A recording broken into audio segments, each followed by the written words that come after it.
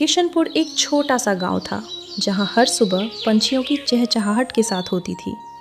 गांव के आखिरी छोर पर एक टूटी फूटी झोपड़ी में रघुनाथ अपनी बेटी छुटकी के साथ रहता था। 3 साल पहले उसकी पत्नी राधा बीमारी से चल बसी थी। राधा, तुमने जाते जाते मुझसे कहा था कि छुटकी को कभी अकेला मत छोड़ना। मैं आज भी तुम्हारा वो वादा निभा रहा हूँ। सुबह का सूरज अभी पूरी तरह निकला भी नहीं था कि रघुनाथ काम की तलाश में निकलने की तैयारी करने लगा। तभी छुटकी दौड़ती हुई दरवाजे तक आई। बाबा, आज फिर इतनी सुबह कहाँ जा रहे हो? कल भी आप पूरे दिन भटकते रहे थे और खाली हाथ लौटे थे। बेटी, आज फिर मजदूरी की तलाश में जा रहा हूँ। शायद आज किस्मत साथ दे और शाम को अपने चूल्हे में आग जल जाए। बाबा, अगर आप कहें तो मैं भी कोई छोटा मोटा काम कर लूं, घर की थोड़ी मदद हो जाएगी। नहीं बेटी, तू अभी बहुत छोटी है। मैंने तेरी माँ से वादा किया था कि तुझे पढ़ाऊंगा लिखाऊंगा। घर की चिंता मेरा काम है, तेरा नहीं। पर बाबा, आप अकेले कब तक सब संभालेंगे? आप दिन भर धूप में भटकते हो और रात को बिना कुछ खाए सो जाते हो। बाप अपनी औलाद का सहारा बनता है बेटी, सहारा लेता नहीं। तू बस मन लगाकर पढ़ाई कर। मैं शाम तक लौटूंगा और तेरे लिए कुछ न कुछ जरूर लाऊंगा। रघुनाथ थके कदमों से आगे बढ़ गया, पर बेटी की मुस्कुराहट उसे हर मुश्किल से लड़ने की ताकत देती थी। छुटकी दरवाजे पर खड़ी उसे जाते हुए देखती रही। बाबा को मैं रोज इस तरह तकलीफ में नहीं देख सकती। घर में खाने को कुछ नहीं बचा, चूल्हा कई दिनों से ठंडा पड़ा है। अब मुझे खुद कुछ करना होगा, चाहे बाद में बाबा नाराज ही क्यों ना हो जाए। गहरी सांस लेकर छुटकी ने एक फैसला किया और गांव की बड़ी हवेली की तरफ चल पड़ी। छुटकी चलते चलते गांव की सबसे बड़ी हवेली के पास पहुंची। ऊंची दीवारें, बड़ा फाटक और बाहर खड़ा पहरेदार देखकर उसके कदम कुछ पल के लिए ठिठक गए। अंदर जाऊं या नहीं? नहीं, अब पीछे हटने का कोई फायदा नहीं। बाबा के लिए ये करना ही होगा। तभी पहरेदार बाहर आया और उसे ऊपर से नीचे तक देखने लगा। ए लड़की, तू कौन है? हवेली के बाहर क्या कर रही है? किससे मिलना है? मुझे ठाकुर साहब से मिलना है। मैं कोई काम मांगने आई हूँ। अगर मुझे यहाँ कुछ काम मिल जाए तो मैं अपने बाबा की थोड़ी मदद कर सकूंगी। ठीक है, यहीं रुक। मैं अंदर जाकर मालिक से पूछता हूँ। जब तक मैं वापस ना आऊं, कहीं मत जाना। कुछ देर बाद छुटकी को अंदर बुलाया गया। बड़े दीवान खाने में ठाकुर देवेंद्र प्रताप सिंह गद्दी पर बैठे थे। उनकी नजरें छुटकी पर गहराई से टिक गईं। तू कौन है बिटिया? मैंने तुझे पहले कभी यहाँ आते जाते नहीं देखा। कहाँ से आई है और यहाँ किस काम से पहुंची है? सरकार, मैं रघुनाथ की बेटी हूँ। हम गांव के आखिरी छोर पर एक कच्चे घर में रहते हैं। घर की हालत बहुत खराब है। आप मुझे कोई भी काम दे दीजिए, झाड़ू पोछा, बर्तन, आंगन की सफाई या ठकुराइन जी की सेवा। मैं मेहनत से नहीं डरती। जो भी काम देंगे ईमानदारी से करूंगी। ठकुराइन जी की तबीयत कई महीनों से ठीक नहीं है। उनकी देखभाल के लिए एक भरोसेमंद लड़की चाहिए थी। ठीक है, आज से ही काम शुरू कर सकती हैं, पर याद रख, हवेली की बातें हवेली तक ही रहनी चाहिए। जी सरकार, आप मुझ पर भरोसा रख सकते हैं। आपको मुझसे कभी शिकायत का मौका नहीं मिलेगा। उस दिन से छुटकी रोज सुबह रघुनाथ के काम पर जाने के बाद हवेली पहुंच जाती और शाम होने से पहले घर लौट आती। वह ठकुराइन जी को समय पर दवा देती, कमरे की सफाई करती, बर्तन मांजती और रसोई में हाथ बटाती। बदले में ठाकुर देवेंद्र उसे रोज कुछ सिक्के दे देते। रकम भले ही कम थी, पर छुटकी के लिए वही बहुत बड़ा सहारा थी। कुछ दिन बाद जब रघुनाथ थका हारा घर लौटा तो उसके सामने गर्म रोटियां और दाल तैयार मिली। अरे छुटकी, ये खाना कहाँ से आया? घर में तो एक दाना भी नहीं बचा था। कहीं तूने मेरे बिना किसी से उधार तो नहीं ले लिया? वो बाबा, पड़ोस वाली काकी आई थी। हमारी हालत देखकर थोड़ा राशन दे गई। कह रही थी कि जब आपका काम लग जाए तब आराम से लौटा देना। अच्छा, काकी का दिल सचमुच बहुत बड़ा है। कल उनसे मिलकर धन्यवाद जरूर करूंगा। कई दिनों तक यही सिलसिला चलता रहा। रघुनाथ को जरा भी अंदाजा नहीं था कि उसकी बेटी उसके पीछे इतना कुछ कर रही है।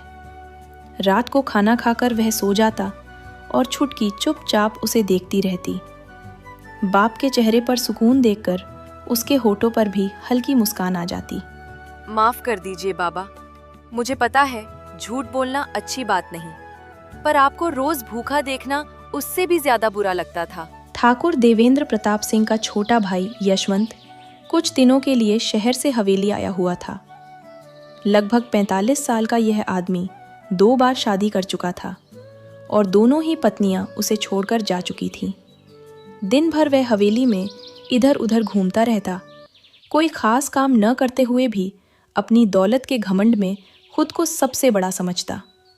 एक दोपहर छुटकी हवेली के बड़े आंगन में झाड़ू लगा रही थी। उसका पूरा ध्यान अपने काम में था। ठीक उसी समय यशवंत छत पर टहल रहा था। अचानक उसकी नज़र नीचे काम करती छुटकी पर पड़ी। वह चलते चलते रुक गया और कुछ देर वहीं खड़ा उसे देखता रहा। फिर तेजी से सीढ़ियां उतरकर नीचे आया और सीधा पहरेदार के पास पहुंचा। ए पहरेदार, ये लड़की कौन है? मैंने इसे पहले कभी हवेली में नहीं देखा। ये यहाँ कब से काम कर रही है? साहब, इसका नाम छुटकी है। ये गांव के आखिरी छोर पर रहने वाले रघुनाथ की बेटी है। वही गरीब मजदूर जो रोज काम की तलाश में भटकता फिरता है। कुछ दिन पहले ये खुद हवेली में काम मांगने आई थी। छोटे मालिक ने इसे ठकुराइन जी की सेवा और घर के कामों के लिए रख लिया। देखने में तो काफी सीधी सादी और संस्कारी लगती है। जी साहब, बहुत मेहनती लड़की है। सुबह से शाम तक बिना थके काम करती रहती है। कभी किसी से ऊंची आवाज में बात नहीं करती। हवेली में सब इसकी तारीफ करते हैं। और इसके घर में कौन कौन है? परिवार में और कोई है या नहीं? नहीं साहब, इसके परिवार में बस ये और इसके बाबा रघुनाथ ही है।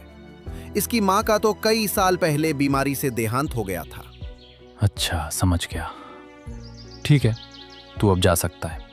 उस रात यशवंत सीधा अपने बड़े भाई देवेंद्र प्रताप के कमरे में पहुंचा। उसके चेहरे पर एक अजीब सी बेचैनी थी। भैया, आपसे एक जरूरी बात करनी थी।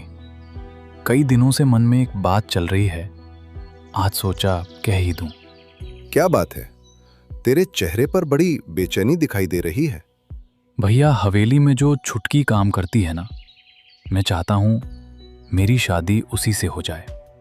उसे देखने के बाद मेरा मन उसी पर आकर रुक गया है। बरसों से अकेला हूं। अब मुझे वही अपने घर की बहू के रूप में चाहिए। तुझे हो क्या गया है? छुटकी अभी सिर्फ 17 साल की लड़की है और तेरी उम्र 45 साल है। इतना बड़ा फर्क है दोनों की उम्र में।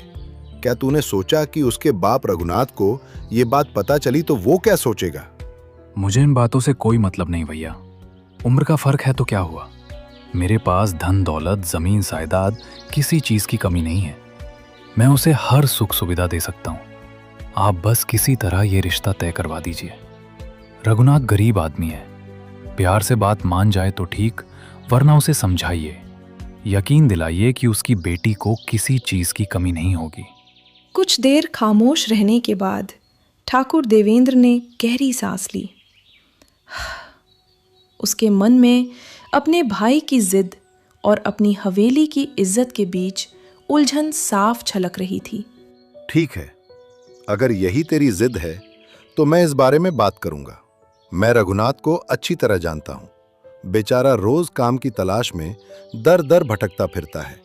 अपनी बेटी के भविष्य की चिंता उसे हर वक्त खाई जाती है। मुझे लगता है वो इस रिश्ते के बारे में सोचने पर मजबूर हो जाएगा। कल ही उसे हवेली में बुलाता हूं। धन्यवाद भैया। मुझे पूरा भरोसा था कि आप मेरी बात समझेंगे और मेरे लिए कुछ न कुछ जरूर करेंगे। अगली सुबह पहरेदार गांव की गलियों से होते हुए रघुनाथ के घर पहुंचा। रघुनाथ, सरकार ने तुम्हें हवेली में बुलाया है। अभी चलो, कोई जरूरी बात करनी है। यह सुनकर रघुनाथ के मन में उम्मीद की एक किरण जागी। उसे लगा शायद कोई काम मिलने वाला है। वह जल्दी जल्दी कदम बढ़ाता हुआ हवेली की ओर चल पड़ा, यह जाने बिना कि उसके आगे क्या इंतजार कर रहा है। हवेली के बड़े कमरे में ठाकुर देवेंद्र प्रताप सिंह गद्दी पर बैठे थे। रघुनाथ अंदर आया और आदर से सिर झुकाकर एक तरफ खड़ा हो गया। उसके कपड़े धूल से भरे थे और चेहरे पर गरीबी और मेहनत की गहरी लकीरें साफ दिखाई दे रही थीं। आओ रघुनाथ, अंदर आओ, घबराओ मत, बैठकर आराम से बात करते हैं। जी सरकार, आपने मुझे बुलाया था, कोई हुक्म हो तो बताइए, मैं आपकी सेवा में हाजिर हूँ। रघुनाथ, जरा मेरी बात ध्यान से सुनो। तुम एक गरीब आदमी हो, अकेले अपनी बेटी को पाल रहे हो। छुटकी अब बड़ी हो रही है, उसके भविष्य के बारे में भी सोचना चाहिए। मेरे भाई यशवंत को तुम्हारी बेटी बहुत पसंद है। अगर तुम यह रिश्ता स्वीकार कर लो तो छुटकी को जीवन भर किसी चीज की कमी नहीं रहेगी। रघुनाथ के पैर जैसे जमीन में जम गए। उसने एक बार यशवंत की तरफ देखा। अधेड़ उम्र, निकला हुआ पेट और आंखों में अजीब सी चमक। सरकार, ये आप कैसी बात कर रहे हैं? मेरी छुटकी अभी 17 साल की भी नहीं हुई, वो अभी एक बच्ची है, और यशवंत साहब की उम्र तो उससे कहीं ज्यादा है। रघुनाथ, उम्र ही सब कुछ नहीं होती। दुनिया में लोग सुख सुविधाएं और सुरक्षित जीवन भी देखते हैं। मेरी बात मानो, छुटकी को किसी प्रकार की तकलीफ नहीं होगी। नहीं सरकार, ये रिश्ता किसी भी हालत में मुमकिन नहीं है। मेरी बेटी कोई सौदा नहीं है जिसे किसी की मर्जी से तय कर दिया जाए। जब तक मैं जिंदा हूं, उसकी जिंदगी का फैसला उसकी इच्छा के बिना कोई नहीं कर सकता। रघुनाथ, अपनी हैसियत मत भूलो। तुम्हारी बेटी पिछले कई दिनों से चुपके चुपके मेरी हवेली में काम कर रही है। अगर गांव वालों को ये बात पता चल गई तो सोचो क्या होगा। लोग तरह तरह की बातें बनाएंगे और तुम्हारी इज्जत मिट्टी में मिल जाएगी। अगर अपनी और अपनी बेटी की भलाई चाहते हो तो ये रिश्ता मान लो, वरना मुझे पंचायत में ये बात उठानी पड़ेगी। फिर इस गांव में तुम्हारा रहना मुश्किल हो जाएगा। रघुनाथ का दिल बैठ गया। उसके भीतर गुस्सा, दर्द और लाचारी का तूफान उठ रहा था। लेकिन उसी पल उसे एक पुरानी बात याद आ गई, एक ऐसा राज जो उसने सालों से छिपा कर रखा था। सरकार, मुझे एक रात का समय दे दीजिए, कल सुबह आकर अपना जवाब दे दूंगा। ठीक है रघुनाथ, मैं कल तक इंतजार करूंगा। लेकिन याद रखना, समझदारी से लिया गया फैसला हमेशा इंसान के भले में होता है। हवेली से निकलकर रघुनाथ सीधे घर नहीं गया। उसके कदम गांव के बाहर बनी एक पुरानी सुनसान कोठी की तरफ मुड़ गए। कोठी के पीछे पहुंचकर वह एक पत्थर पर बैठ गया। आंखें बंद करते ही 1 साल पुरानी घटना उसकी आंखों के सामने आ गई। उस रात वह किसी काम से उधर से गुजर रहा था। चारों तरफ अंधेरा था। तभी उसे कुछ धीमी आवाजें सुनाई दी थी। वह झाड़ियों के पीछे छिप गया था। सामने ठाकुर देवेंद्र अपने 2 आदमियों के साथ खड़ा था। उनके पास एक बड़ा लोहे का संदूक था। समझ गए ना, ये सारा पैसा यहीं दबा रहेगा। अगले महीने शहर से टैक्स इंस्पेक्टर आने वाला है। सरकारी हिसाब किताब में इस रकम का कोई जिक्र नहीं होना चाहिए। जब मैं कहूं तभी इसे यहां से निकालना। तब तक इस बात की भनक भी किसी को नहीं लगनी चाहिए। जी सरकार, आप बिल्कुल निश्चिंत रहिए। इस बात का पता किसी को नहीं चलेगा। आपका राज हमारा राज है सरकार। रघुनाथ ने यह बात आज तक किसी को नहीं बताई थी, लेकिन आज उसकी बेटी की जिंदगी का सवाल था। मैंने आज तक ये बात किसी को नहीं बताई। कभी सोचा भी नहीं था कि इस राज को बताने की नौबत आएगी। लेकिन आज मेरी छुटकी की जिंदगी का सवाल है। अब मुझे लगता है कि इस सच को सामने लाने का समय आ गया है। वह उठा और सीधे अपने पुराने दोस्त सुखदेव के घर पहुंचा। सुखदेव शहर में टैक्स विभाग में मुंशी था और कानून की अच्छी जानकारी रखता था। दोनों बचपन के दोस्त थे और एक दूसरे पर पूरा भरोसा करते थे। आओ रघुनाथ भैया, बैठो। क्या बात है, तुम बहुत परेशान लग रहे हो। चेहरे से साफ दिखाई दे रहा है कि कोई बड़ी चिंता तुम्हें खाई जा रही है। सुखदेव भैया, एक बात बताइए, अगर कोई बड़ा और रसूखदार आदमी सरकार से टैक्स छिपाने के लिए अपना काला धन कहीं जमीन में दबा दे और ये बात किसी को पता चल जाए तो उसके खिलाफ क्या कार्रवाई हो सकती है? रघुनाथ भैया, मामला बहुत गंभीर हो सकता है। अगर टैक्स विभाग को कोई लिखित शिकायत मिल जाए तो वे तुरंत जांच शुरू कर सकते हैं, और अगर शिकायत सही निकली तो उस आदमी की संपत्ति जब्त हो सकती है, उसकी इज्जत मिट्टी में मिल सकती है, उसके खिलाफ मुकदमा भी चल सकता है और उसे जेल भी हो सकती है। और अगर किसी के पास ऐसा कोई कागज हो जिसमें उस छिपे हुए धन और उसकी जगह की पूरी जानकारी लिखी हो, तो क्या वो कागज सबूत के तौर पर काम आ सकता है? हाँ भैया, बिल्कुल काम आ सकता है। पर आखिर बात क्या है? मुझसे कुछ मत छुपाओ, जो भी परेशानी है खुलकर बताओ। सुखदेव भैया, आपको बस इतना करना है कि एक लिखित शिकायत तैयार रखनी है। अभी उसे कहीं भेजना मत, बस अपने पास संभाल कर रखना। अगर कल शाम तक मैं खुद आपके पास वापस आ गया तो समझ देना सब ठीक हो गया, लेकिन अगर मैं नहीं आया तो बिना देर किए वो कागज सही जगह पहुंचा देना। क्या आप इतना कर सकते हैं? ठीक है रघुनाथ भैया, जैसा तुम ठीक समझो वैसा ही करूंगा। लेकिन अपना ध्यान रखना, तुम सिर्फ मेरे दोस्त नहीं बल्कि मेरे भाई जैसे हो। रघुनाथ जब घर पहुंचा तो छुटकी दरवाजे पर खड़ी उसका इंतजार कर रही थी। उसके चेहरे पर घबराहट साफ दिखाई दे रही थी। बाबा, आप इतनी देर से कहाँ थे? मैं कब से आपका इंतजार कर रही थी। मेरे मन में तरह तरह के डर उठ रहे थे। मैं सचमुच बहुत घबरा गई थी। बेटी, मुझे तुझसे एक जरूरी बात पूछनी है, लेकिन उससे पहले तू मुझे सच सच बता, क्या तू पिछले कई दिनों से ठाकुर की हवेली में काम कर रही थी? छुटकी की आंखें भर आईं, उसका सिर झुक गया और हाथ कांपने लगे। हाँ बाबा, मैं सिर्फ आपकी मदद करना चाहती थी। मैं रोज देखती थी कि आप सुबह से शाम तक काम की तलाश में भटकते रहते हैं और कई बार खाली हाथ घर लौटते हैं। घर में खाने को कुछ नहीं होता था।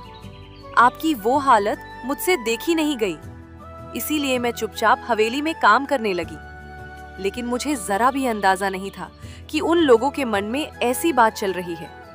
अगर मुझसे कोई गलती हुई है तो मुझे माफ कर दीजिए बाबा। अरे पगली, माफी क्यों मांग रही है? क्या इसलिए कि तूने अपने बाप की मदद करने की कोशिश की? बेटी, मुझे तुझ पर गर्व है। तूने जो किया मेरे लिए किया। अब तू किसी बात की चिंता मत कर। कल मैं ठाकुर को ऐसा जवाब दूंगा जो वो जिंदगी भर याद रखेगा। बाबा, वो बहुत ताकतवर आदमी है। अगर उसने आपके साथ कुछ गलत करने की कोशिश की तो मुझे आपकी बहुत चिंता हो रही है। बेटी, ताकत सिर्फ दौलत और जमीन जायदाद में नहीं होती। कभी कभी एक छोटा सा राज भी बड़े से बड़े आदमी को घुटनों पर ला सकता है। अब तू आराम से सो जा, कल सब ठीक हो जाएगा। अगली सुबह सूरज पूरी तरह निकला भी नहीं था कि रघुनाथ सीधा हवेली की ओर चल पड़ा। ठाकुर देवेंद्र दीवान पर बैठा था और यशवंत भी वहीं मौजूद था। दोनों उम्मीद भरी नजरों से रघुनाथ को देख रहे थे। उन्हें पूरा विश्वास था कि गरीब मजदूर आखिरकार झुक गया होगा। आओ रघुनाथ, अंदर आओ, बैठो। क्या फैसला किया तुमने? सरकार, जवाब देने से पहले मैं आपसे एक बात पूछना चाहता हूं। गांव के बाहर जो पुरानी सूनी कोठी है, उसके पीछे जमीन में एक लोहे का संदूक दबा हुआ है जिसमें बहुत सारी रकम रखी हुई है। ऐसा धन जिसे सरकारी हिसाब किताब से छुपा कर रखा गया है। क्या यह बात सच है? अगले ही पल हवेली का माहौल बदल गया, जैसे समय एक पल के लिए ठहर गया हो। तुम्हें ये सब कैसे पता चला? ये बात तो किसी और को मालूम ही नहीं हो सकती थी। क्योंकि सरकार उस रात में वहीं था। संयोग से उस रास्ते से गुजर रहा था। मैंने अपनी इन आंखों से सब कुछ देखा था और अपने कानों से हर बात सुनी थी। और इस समय उस पूरी घटना की लिखित जानकारी एक कागज में मेरे एक दोस्त के पास सुरक्षित है, जो शहर में टैक्स विभाग में काम करता है। बस मेरे एक इशारे की देर है। हवेली में गहरी खामोशी छा गई। यशवंत धीरे से अपनी जगह से उठा और बिना कुछ कहे कमरे से बाहर चला गया। हवेली का सबसे ताकतवर समझा जाने वाला आदमी आज एक गरीब मजदूर के सामने हार चुका था, बिना किसी लड़ाई के, बिना कोई हाथ उठाए। रघुनाथ, ये तुम क्या कर रहे हो? हम बैठकर आराम से बात कर सकते हैं। तुम्हें जो चाहिए, जो उचित लगे, खुलकर कहो। मैं आपसे सिर्फ 3 बातें चाहता हूं सरकार। पहली, मेरी बेटी छुटकी को आज के बाद हवेली में काम करने की कोई जरूरत नहीं होगी। और उसे कोई रोकने या बुलाने की कोशिश भी नहीं करेगा। दूसरी, यशवंत साहब और मेरी बेटी के रिश्ते की बात आज और अभी से हमेशा के लिए खत्म मानी जाएगी। तीसरी, आज के बाद गांव में मेरी बेटी या मेरे बारे में कोई झूठी बात, कोई इल्जाम या कोई साजिश नहीं होगी। मुझे इससे ज्यादा कुछ नहीं चाहिए। और वो कागज, उस लिखित सूचना का क्या होगा? जब तक आप अपनी हद में रहेंगे वो कागज सुरक्षित रहेगा, लेकिन अगर कभी छुटकी की तरफ बुरी नजर उठी या हमें किसी भी तरह की तकलीफ पहुंचाने की कोशिश की गई तो वो कागज उसी रात अपने ठिकाने पर पहुंच जाएगा। ये मेरा पक्का वादा है। ठीक है रघुनाथ, तुम्हारी सभी शर्तें मुझे मंजूर हैं। जैसा तुमने कहा है वैसा ही होगा। अब तुम निश्चिंत होकर जा सकते हो। शुक्रिया सरकार। उम्मीद करता हूं कि अब इस बात को यहीं खत्म समझा जाएगा। रघुनाथ धीरे धीरे कदम बढ़ाते हुए दरवाजे की ओर चल पड़ा। जैसे ही वह हवेली से बाहर खुले आसमान के नीचे पहुंचा, उसकी आंखें भर आईं। बरसों बाद उसे ऐसा लगा जैसे उसके सीने से कोई भारी बोझ उतर गया हो। जब वो घर पहुंचा तो छुटकी दरवाजे पर उसका इंतजार कर रही थी। उसकी आंखें सवालों से भरी हुई थीं, लेकिन रघुनाथ के चेहरे पर जो सुकून था वैसा छुटकी ने पहले कभी नहीं देखा था। बाबा, सब ठीक तो है ना? आप आज बहुत देर से आए। जमींदार ने आपसे क्या कहा? सब बिल्कुल ठीक है बेटी, तू किसी बात की चिंता मत कर। पर बाबा, वो इतनी आसानी से कैसे मान गया? पूरे गांव के लोग उससे डरते हैं। मुझे भी तो बताइए, आखिर हुआ क्या था? ये मेरी और ठाकुर के बीच की बात है बेटी। तुझे बस इतना जानना चाहिए कि इस दुनिया में कोई भी इंसान तुझे तेरे बाप से अलग नहीं कर सकता। जब तक ये हाथ सलामत है, तू सुरक्षित है। बाबा, आप दुनिया के सबसे अच्छे पिता हो। मेरे लिए जितना त्याग और संघर्ष आपने किया है, उसे मैं कभी नहीं भूल सकती। और तू दुनिया की सबसे बहादुर बेटी है। अपने बाप की मदद करने के लिए तू चुपचाप हवेली में काम करने चली गई। मुझे तुझ पर हमेशा गर्व रहा है और हमेशा रहेगा। रघुनाथ ने आसमान की ओर देखा, जैसे अपनी दिवंगत पत्नी से बात कर रहा हो। देखा राधा, ऊपर से सब देख रही हो ना? तुम्हारी छुटकी आज सुरक्षित है। मैंने तुमसे किया हुआ वादा निभा दिया। उस रात के बाद घर का माहौल बदल गया था। डर और चिंता की जगह अब एक नए भरोसे ने ले ली थी। रघुनाथ चूल्हे के पास बैठा छुटकी को देख रहा था, जो दिए की रोशनी में अपनी किताबें सामने रखे बैठी थी। बेटी, अब तेरी सिर्फ एक ही जिम्मेदारी है, पढ़ाई। जी बाबा, मैं आपकी बात समझ गई। ये तेरी माँ का सपना था कि तू पढ़ लिख कर बड़ी इंसान बने, अपने पैरों पर खड़ी हो और सम्मान से जिए। हम दोनों मिलकर वो सपना पूरा करेंगे। मैं मेहनत करूंगा, चाहे दिन रात क्यों ना करना पड़े, और तू सिर्फ मन लगाकर पढ़ाई करेगी। ठीक है बाबा, मैं आपसे वादा करती हूँ, आपकी बात हमेशा याद रखूंगी और कभी नहीं भूलूंगी। अगली सुबह रघुनाथ हमेशा की तरह काम की तलाश में निकल पड़ा, पर आज उसके कदमों में एक नया आत्मविश्वास था। गांव के रास्ते पर चलते हुए उसकी मुलाकात पड़ोस के किसान हरिचरण से हुई। रघुनाथ भाई, सुना है तुमने ठाकुर के सामने सीना तान कर बात की। पूरे गांव में तुम्हारी चर्चा हो रही है।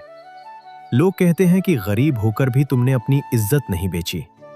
हरिचरण भाई, मैंने कुछ खास नहीं किया, बस एक बाप होने का फर्ज निभाया। कुछ ही दिनों बाद गांव में एक नई खबर फैल गई। शहर के पास रहने वाले सेठ जगदीश, जो अपनी नेक दिली और इंसाफ पसंदी के लिए जाने जाते थे, गांव में किसी काम से आए हुए थे। उन्होंने रघुनाथ की कहानी सुनी और खुद उससे मिलने पहुंचे। रघुनाथ, तुम्हारे जैसे ईमानदार और स्वाभिमानी लोग आजकल बहुत कम मिलते हैं। इतनी मुश्किलों और गरीबी के बावजूद तुमने कभी अपनी इज्जत और आत्मसम्मान से समझौता नहीं किया। सेठ जी, आप बहुत बड़ा कह रहे हैं। मैंने तो बस अपनी बेटी के लिए वही किया जो हर बाप करता।